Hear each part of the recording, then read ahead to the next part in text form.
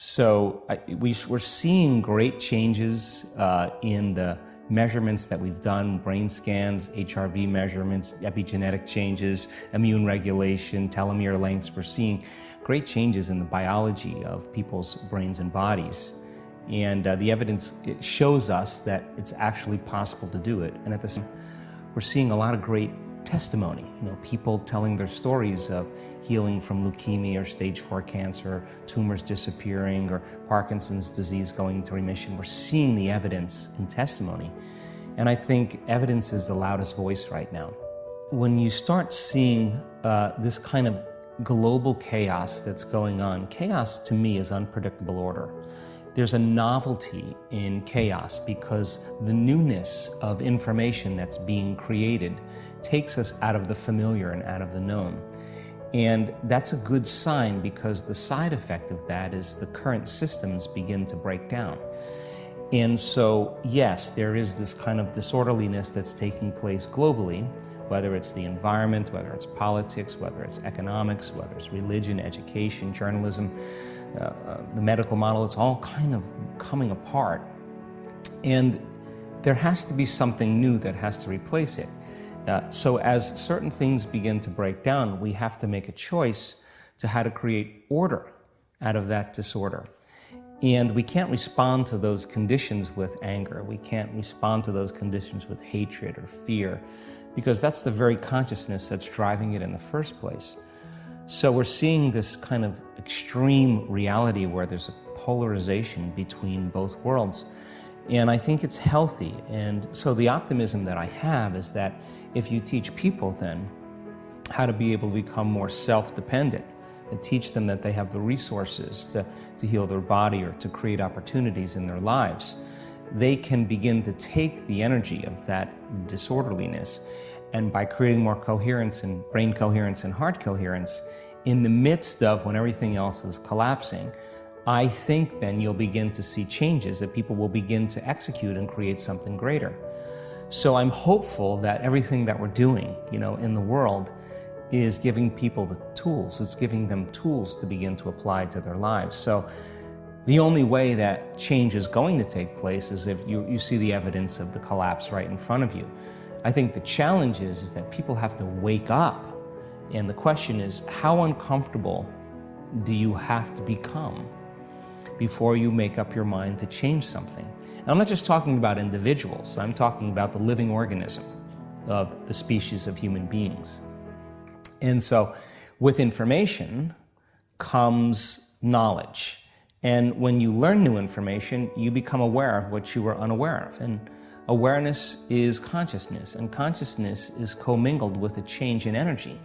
So there's this kind of energetic change going on in the planet, and we have to learn how to use that energy and to harness it and reorganize it.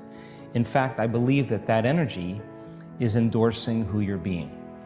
So then, whatever your belief is, whether you're believing it's the end of the Mayan calendar and the beginning of a new house, or there's some changes going on in the solar flares, or whatever your belief is, that energy that's taking place right now can be used to endorse. If you're fearful, you're going to experience more fear or more anxiety.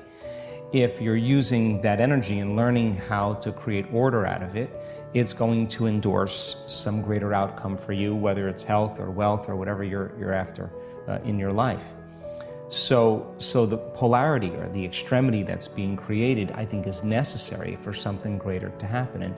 And as I've said in the past, you don't try to fix this. We just figure out a way to create something better. And when you create something better, everybody leaves this and naturally goes here. It's just antiquated. So we got to get really sharp and see through the illusion of what's taking place. And I just don't want to wait till it gets so uncomfortable that it's too late to begin to act. And that's kind of what drives me more than anything else. And I travel around the world, and whatever place or country or city that I'm in, there's a general sense of goodness with people. I think people are wired to care for one another, to take care of one another, to inform one another, to support one another, to heal one another, to give to one another. I think we're wired that way. And I think that if you want to diminish that kind of virtuistic behavior, you create the stress hormones, and you create fear, you create hostility, you create anger, you create pain, you create suffering. And it's those emotions that begin to create separation. Now I don't trust you any longer, because in survival, you have to take care of yourself. In survival, it becomes a very selfish set of chemicals that cause to endorse our ego, So I think that in this current time, we have to be able to rise above those emotional states. And when you do, you're no longer controlled. I think the best way to control people is to control their emotions. And when you can control their emotions, of course, you're going to keep their attention moving from one thing to the next. And while everybody's looking at all of this drama,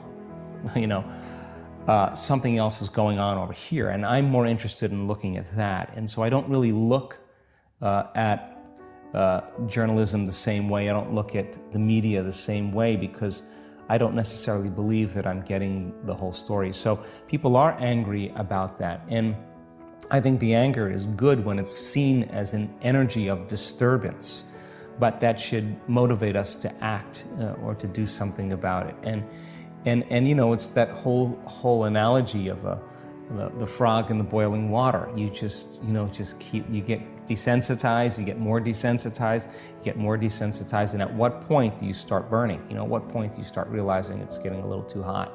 I just think we have to get to that point now.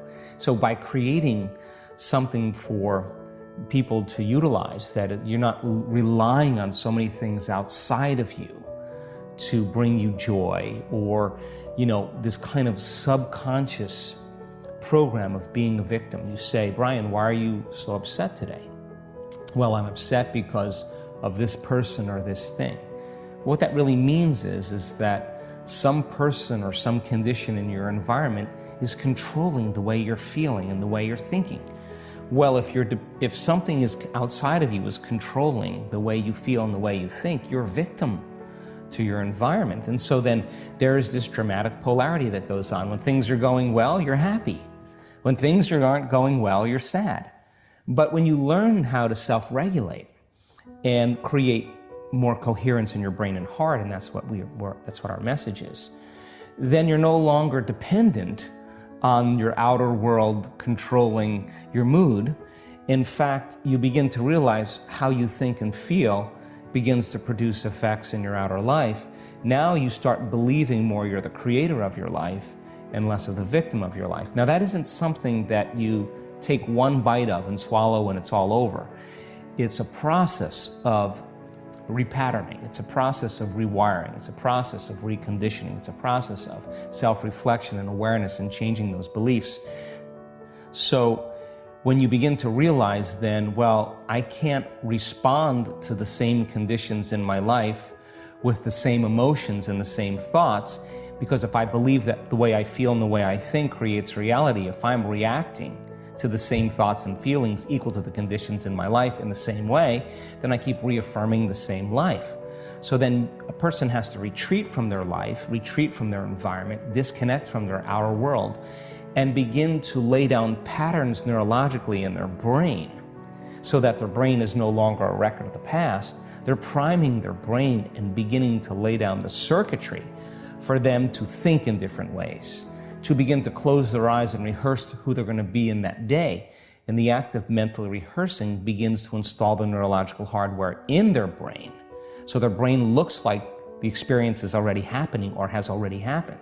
Now the brain's no longer a record of the past. Now we're creating a map to the future. So then the action of rehearsal and installing the neurological hardware, by firing and wiring the same circuitry, the hardware becomes a software program, which means you're going to start automatically acting like a different person. You're going to start automatically thinking in new ways. And then to trade guilt or anxiety or aggression or hatred or anger, to say those are emotions of the past, and as long as I live by these emotions, those emotions are influencing my thoughts. If emotions are a record of the past, then I'm thinking in the past, so my past is going to be my future. So if I want to be wealthy, I can't bring lack. If I want to be happy, I can't bring pain. Well, so then let's get beyond the emotion. So by trading those limited survival emotions and teaching people how to elevate their emotional state and really measure to tell them you're doing it or you're not doing it. When you teach your body emotionally what that future is going to feel like, and you say, I'm not going to get up until I feel this feeling, and I'm locked into that feeling. Well, the side effect of that is, let's just say that you can contact the emotions of your future, and you teach your body what it feels like emotionally. The joy, the gratitude, the appreciation, the love for life, the joy for existence, the inspiration. And most people do that in the beginning. They feel kind of funny, like, why am I doing this? Because they've been hypnotized and conditioned to need a reason to feel that. Right. Something outside of them has got to change how they feel inside of them. So they spend their whole life in lack and emptiness waiting for it to happen. But living in lack isn't going to create it. But if you start understanding what you're doing and why you're doing it, and the stronger the emotion you feel, the more you're going to pay attention to the picture in your mind. You begin to remember your future. You are branding that circuitry in your brain, and now you're emotionally conditioning your body into the future. Now here's the side effect of that. If you can do that properly and become familiar with those states of mind and body, and you get up feeling like your future has already happened, I guarantee you're going to stop looking for it.